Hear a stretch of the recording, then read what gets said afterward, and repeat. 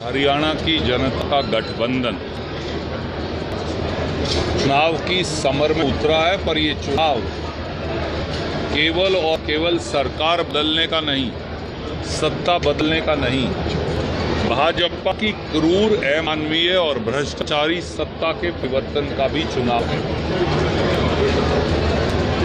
कल चुनाव आयोग की घोषणा के साथ ही भाजपा की विदाई तय है और 1 अक्टूबर के ऐतिहासिक दिन को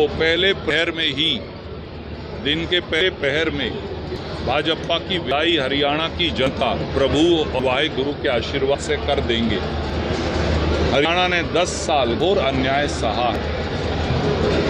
हरियाणा के किसानों और खेत मजदूरों के रास्ते में भाजपा और भाजपा जजपा की सरकारों ने शूल, नश्तर, पत्थर, भाले, गंडासे, अश्रु गैस और गोलियां तक चलाई। 700 किसानों की शहादत ली। भाजपा के हाथ 700 किसानों के खून से रंगे हैं। इसका न्याय होगा। हरियाणा के युवा 47 बार पेपर लीक के शिकार हुए। अब तो 8वीं, 9वीं, 10वीं, 12वीं और बीए का पेपर भी हरियाणा में मंडी लगाकर बिकता है। ये पर्ची भी और खर्ची भी वाली सरकार है। और भर्ती रोको गैंग सरकार के असली मुखिया खुद हैं, जो बार बार खामियां छोड़कर सारी भर्तियों को कोर्ट के अंदर उलझाकर रखते हैं और बच्चों को लुटवाते हैं। हरियाणा का गरीब और शोषित वर्ग, खास तौर से हरियाणा का वाल्मीकि, हरियाणा के रविदासिया भाई बहन, हरियाणा के पिछड़े वर्गों के साथी, वो सरकार की जातियों और भेदभाव को माफ करने वाले नहीं। और हरियाणा में इस प्रकार से 10 साल में सरकार ने बार बार लाठी और गोली का शासन किया। याद करिए, आरक्षण आंदोलन में सैकड़ों लोगों की जाने गई, संपत्तियां लूटी, पर क्या किसी को न्याय मिला? आज 10 साल बीत जाने पर भी कोई न्याय नहीं मिला। याद करिए, वो डेरा सच्चा सौदा के अनुयायियों पर की गई फायरिंग और लाठीचार्ज हो, वो बाबा रामपाल के अनुयायियों पर की गई फायरिंग और लाठीचार्ज हो, वो इन दोनों डेरों के अनेकों दर्जनों शायद अनुयायियों की हत्या हो, वो हरियाणा के किसानों पर चलाई गई गोलियां, वो हरियाणा के सरपंचों और कर्मचारियों के सीने पर चलाई गई लाठियां हो, वो आंगनवाड़ी वर्कर और आशा वर्कर पर किया गया पुलिस का दमन चक्र हो, वो रोजगार मांगते नौजवानों को पुलिस के घोड़ों की टापों के नीचे एक तरह से रोंदने का काम करने वाला कुकृत्य हो। हरियाणा के लोग भाजपा के अहंकार को भूले नहीं और वोट की चोट से जवाब देंगे। चुनावी महायज्ञ के अंदर क्या तमाम कांग्रेस नेता एक मंच इकट्ठे हो सकते हैं? हर कांग्रेसी केवल और केवल कांग्रेस के लिए काम करेगा।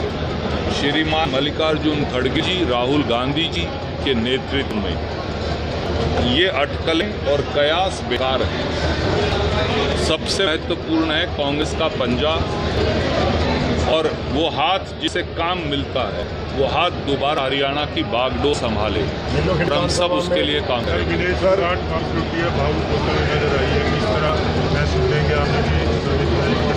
विनेश फोगाट के आंसू व्यर्थ नहीं जाएंगे।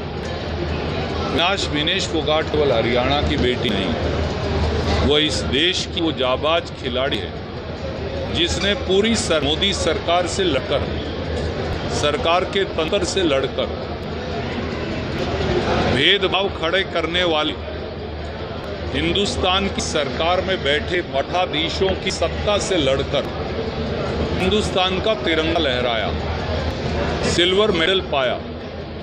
मैं एक साधारण व्यक्ति हूं, मैं एक सीधा सवाल पूछता हूं। जब विनेश फोगाट को सिल्वर मेडल मिल गया था, जब कुश्ती जीत चुकी थी, तो मोदी सरकार ने वो सिल्वर मेडल क्यों नहीं दिलवाया? प्रधानमंत्री जी तो कहते मैं रूस का युद्ध रुक सकता हूँ, ये तो एक सिल्वर मेडल था। प्रधानमंत्री जी चाहते तो अंतर्राष्ट्रीय ओलंपिक एसोसिएशन से बात करते। हरियाणा के मुख्यमंत्री को खुद वहाँ जाना चाहिए था, क्या वो गए? हिंदुस्तान के खेल मंत्री को वहाँ जाना चाहिए था, क्या वो गए? क्या इन्होंने विनेश फोगाट को एक वकील तक की सेवाएं दी?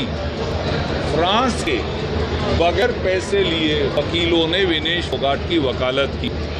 उस बेटी के आंसू सही हैं, उस बेटी के आंसू जैसे सीता माँ के लिए कभी धरती फट पड़ी थी ना, ऐसे ही वो आंसू धरती फाड़कर भाजपा का अहंकार तोड़ने का काम करेगी। अलग से जनजातियों के 10% और कर सकते हैं। देखिए, एक ऐसी सरकार जो नाजायज सरकार थी, अपमत में थी, वो अब ढोल की पोल पीट रही है। वो फटे हुए ढोल है। मुझे बताइए 10 साल आपने ये फैसले क्यों नहीं लिए? जब आपकी सरकार चली गई उस दिन आप फैसले ले रहे हो। किसको बेवकूफ़ बना रहे हो? या तो आप समझते हो हरियाणा के हम लोग बेवकूफ़ हैं, और हम हैं नहीं। बेवकूफ़ वो हैं जो हरियाणवियों को बेवकूफ़ बनाने की कोशिश कर रहे हैं। विधानसभा निलंबन की बात करें तो पिछली बार भी ये पार्टी के प्रति प्रतिबद्धता का प्रतीक है। कांग्रेस की केंद्रीय चुनाव समिति इस बात का निर्णय सुप्रीम कोर्ट ने जो